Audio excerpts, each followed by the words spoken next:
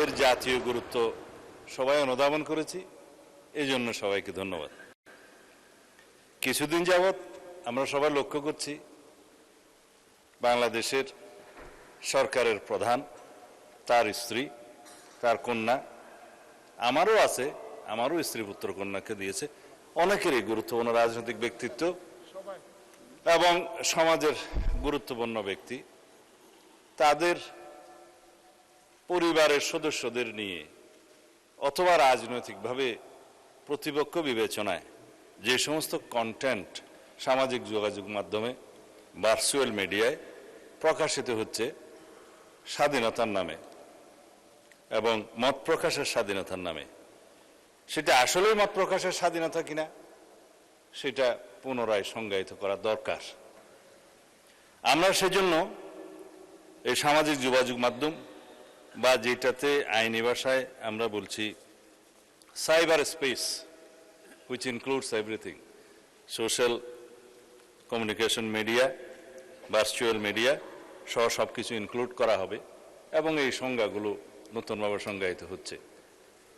এবং আজকে সকালেই এই বিষয়ে আমি একটা আইনি সংস্কার করার জন্য ড্রাফটে হাত দিয়েছি।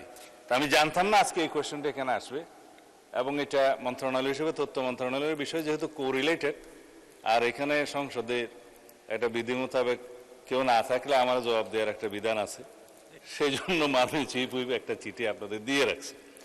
ওই হিসাবে বলছি, উদ্দেশ্য ও কারণ সম্বলিত প্যারার মধ্যে আমরা যেটা ড্রাফট করার চিন্তা করছি খসড়া, তার মধ্যে শুধু কয়েকটা লাইন পড়ি। সাইবার স্পেসে গুজব, অপতথ্যের ক্রমবর্ধমান বিস্তার, কৃত্রিম বুদ্ধিমত্তা অর্থাৎ আর্টিফিশিয়াল ইন্টেলিজেন্স ব্যবহার করে বিভ্রান্তিকর, অপমানকর, বিরক্তিকর ও মানহানিকর কন্টেন্ট তৈরি এবং প্রচারের প্রবণতা, সামাজিক যোগাযোগ মাধ্যমে ক্ষতিকর কন্টেন্ট দ্রুত অপসারণের প্রয়োজনীয়তা এবং আন্তর্জাতিক প্রযুক্তি প্ল্যাটফর্মসমূহের সাথে অধিকতর কার্যকর সমন্বয়ের জন্য সাইবার সুরক্ষা আইনের একটা সংশোধনী আনতে হবে। সেটা সাইবার সুরক্ষা আইন 2026 নামে আমরা অবহিত করব। এর কতিপয় বিধান সংশোধন আমরা করব। তার মধ্যে এই যে গুজব, অপতথ্য, মানহানি, এরগুলো নতুন করে সংজ্ঞায়িত করা হবে। এছাড়া সাইবার স্পেসে এরূপ কন্টেন্টের প্রকাশ, প্রচার প্রতিরোধের জন্য একটা নতুন ধারার শাস্তির বিধান এখানে আনা হবে। আবার আন্তর্জাতিক প্ল্যাটফর্ম, প্রযুক্তি প্ল্যাটফর্ম সমূহের সাথে কার্যকর সমন্বয় এবং সময়সীমা ভিত্তিক কন্টেন্ট অপসারণ ব্যবস্থা নিশ্চিত করার জন্য আর একটা নতুন বিধি সংযোজন করা হবে। কারণ এখন আমরা রিকোয়েস্ট করি, হয়তো 6 মাস পরে সেটা অপসারণ করে নাও করতে পারে, সেজন্য এটা আনা। আর এই যে রিপোর্টকৃত কন্টেন্টের অপসারণ প্রক্রিয়া অধিকতর কার্যকর এবং জবাবদিহিতামূলক করার জন্য সেখানে বিধান আনা হবে। এবং আইন শৃঙ্খলা রক্ষাকারী বাহিনীর পাশাপাশি সরকারের নিকট থেকে ক্ষমতাপ্রাপ্ত অন্যান্য সংস্থাকেও আমরা এবং বাহিনীকেও এই সমস্ত তথ্য উপাত্ত অপসারণ, ব্লক এবং স্থানান্তর করবার জন্য আমরা ব্যবস্থা রাখব।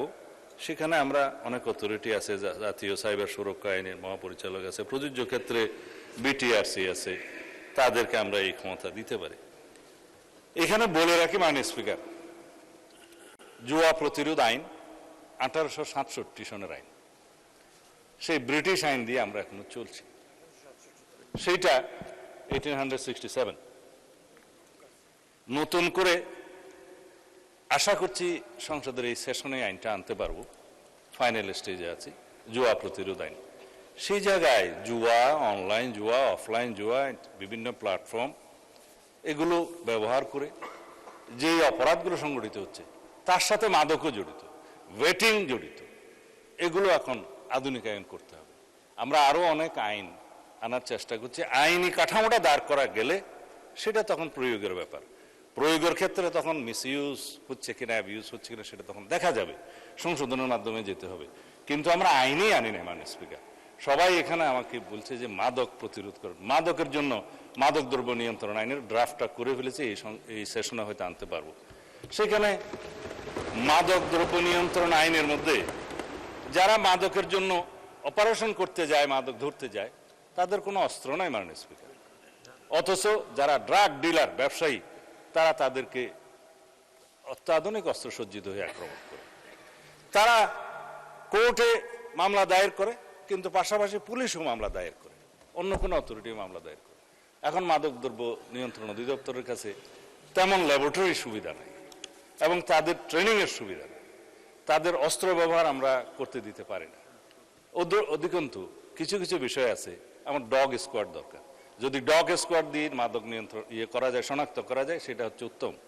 কিন্তু সেই ডগ স্কোয়াড আমরা দুই একটা বাহিনীর কাছে আছে, যেমন পুলিশেরও একটা ডগ স্কোয়াড আছে, র্যাবের আছে, তারপরে অন্যান্য জায়গার আছে, এগুলো বলবো না, ডিফেন্স ফোর্সের আছে। কিন্তু মাদকদ্রব্য নিয়ন্ত্রণ যখন রিকুইজিশন দেবে, তারা আসবে, করবে, সেই আইনি ব্যবস্থাও নাই। সেই জন্য এখানে একটা ডগ স্কোয়াডের ব্যবস্থা করতে হবে।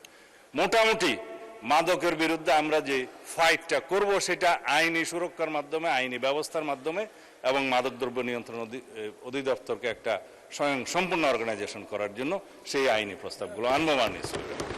এইভাবে আমরা সামাজিক যে অনাচার, অপকালচার, উত্তর দেয় না এই সংক্রান্ত কোশ্চেন, আপনি যদি জবাব দিতে পারেন প্লিজ। ফেসবুকের মেটা। মানে স্পিকার, আমাদের পার্শ্ববর্তী দেশে তারা আইনি সুরক্ষার মাধ্যমে এমন বিধান করেছে, মেটা 24 আওয়ার্সে তাদেরকে অ্যাকশন নিতে বাধ্য করেছে। কিন্তু আমাদের বিটিআরসি এবং এই সংশ্লিষ্ট সাইবার আইনে সেই বিধানটা নাই। আপনি মনে হয় লক্ষ্য করেছেন, আমি জবাব দেওয়ার সময় বলেছি যে আন্তর্জাতিক প্রযুক্তি প্ল্যাটফর্মগুলোকে আমরা আরও সমন্বয় করব, সমন্বয় করে এই সমস্ত ক্ষতিকর কন্টেন্ট অপসারণের বিষয়টা একটা সময় নির্ধারণ করে দেব, যে এই সময়ের ভিতরে এই কন্টেন্টগুলো অপসারণ করতে হবে। সেই বিষয়টা আমরা আইনে রাখব।